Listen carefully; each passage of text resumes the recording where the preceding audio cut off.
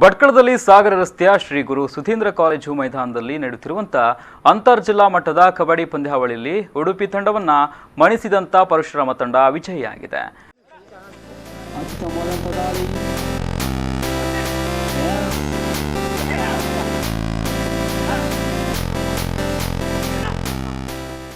ತೀವ್ರವಾದ ಹಣಾಹಣಿಯಿಂದ ಆರಂಭವಾದಂತಹ ಕಬಡ್ಡಿ ಪಂದ್ಯಾಟ ಕಬಡ್ಡಿ ಸೆಣಸಾಟದಲ್ಲಿ ಗೆಲ್ಲುವ ತಂಡ ಯಾವುದು ಎನ್ನುವ ಕುತೂಹಲ ಭಟ್ಕಳದಲ್ಲಿ ಕೆರಳಿಸಿತ್ತು. ಕೊನೆಗೆ ಆತಿಥೇಯ ಪರಶುರಾಮ ತಂಡ ಉಡುಪಿ ಜಿಲ್ಲಾ ಜಲದುರ್ಗ ಟೆಲ್ಲರ್ ತಂಡವನ್ನ 13-17ರ ಅಂತರದಲ್ಲಿ ಮಣಿಸುವ ಮೂಲಕ ವಿಜಯಮಾಲಿಯನ್ನ ತನ್ನ ವಶಕ್ಕೆ ಪಡೆದುಕೊಂಡಿದೆ.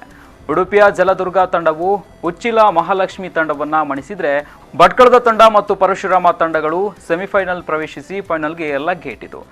ಬಳಿಕ ಉಡುಪಿಯ ಜಲದುರ್ಗ ಭಟ್ಕಳದ ಪರಶುರಾಮ ತಂಡಗಳು ಫೈನಲ್ ಪಂದ್ಯದಲ್ಲಿ ಕುತೂಹಲದ ರೋಚಕ ಆಟವಾಡಿ ಪ್ರೇಕ್ಷಕರನ್ನ ರಂಜಿಸಿದವು.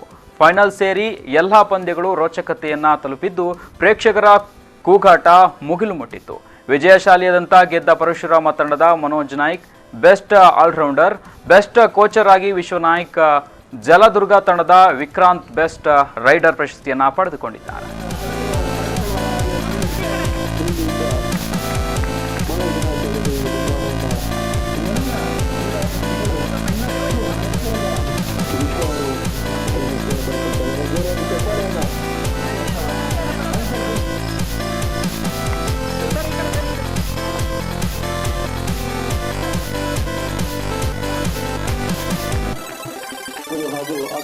ಇದಕ್ಕೂ ಪೂರ್ವದಲ್ಲಿ ಕಬಡ್ಡಿ ಪಂದ್ಯಾವಳಿಯ ಸಮಾರೋಪ ಕಾರ್ಯಕ್ರಮ ನಡೆದಿದ್ದು, ಕಾರ್ಯಕ್ರಮದಲ್ಲಿ ಬಿಜೆಪಿಯ ಪಕ್ಷದ ನಾಯಕ ಜೆಡಿ ನಾಯ್ಕ ಮಾತನಾಡಿ, ಒಂದು ಕ್ರೀಡಾಕೂಟವನ್ನು ನಡೆಸುವುದು ಸುಲಭದ ಮಾತು ಆಗಿರುವುದಿಲ್ಲ, ಎಲ್ಲಾ ಕ್ರೀಡಾಸಕ್ತರ ಬೆಂಬಲ ಬೇಕಾಗುತ್ತದೆ ಎಂದು ಹೇಳಿದರು.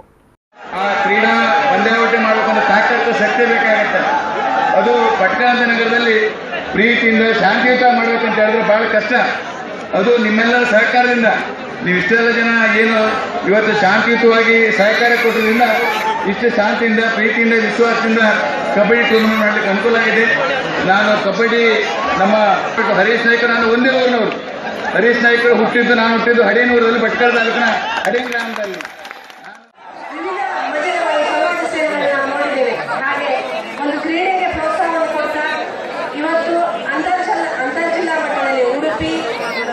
ಉತ್ತರ ಕನ್ನಡ ಹಾಗೂ ಶಿವಮೊಗ್ಗ ಜಿಲ್ಲೆಯ ಒಳ್ಳೆಯ ಆಟಗಾರರಾಗಿ ಕರೆಸಿ ಒಂದು ಸಂಘಟನೆಯನ್ನು ಮಾಡಿಕೊಂಡು ಅತ್ಯುತ್ತಮವಾಗಿ ಇಷ್ಟು ರಾತ್ರಿಯಾಗಿ ಕೂಡ ಏನೋ ಗೊಂದಲಗಳಿಲ್ಲದೆ ಇಲ್ಲಿ ಆಟವನ್ನು ಆಡ್ತಾ ನೋಡುವಾಗ ತುಂಬಾ ಖುಷಿ ಆಗ್ತದೆ. ನಮ್ಮ ಭಾರತವನ್ನು ಸರ್ವಜನ ಶಾಂತಿಯ ತೋಟ ಅಂತ ಹೇಳ್ತೇನೆ. ವೇದಿಕೆಯಲ್ಲಿ ಪುರಸಭೆ ಅಧ್ಯಕ್ಷ ಸಾದಿಕ್ ಮಟ್ಟ, ಇನ್ಹಾಯತುಲ್ ಶಭಾಂದ್ರಿ ಮತ್ತಿತರರು ಉಪಸ್ಥಿತರಿದ್ದರು.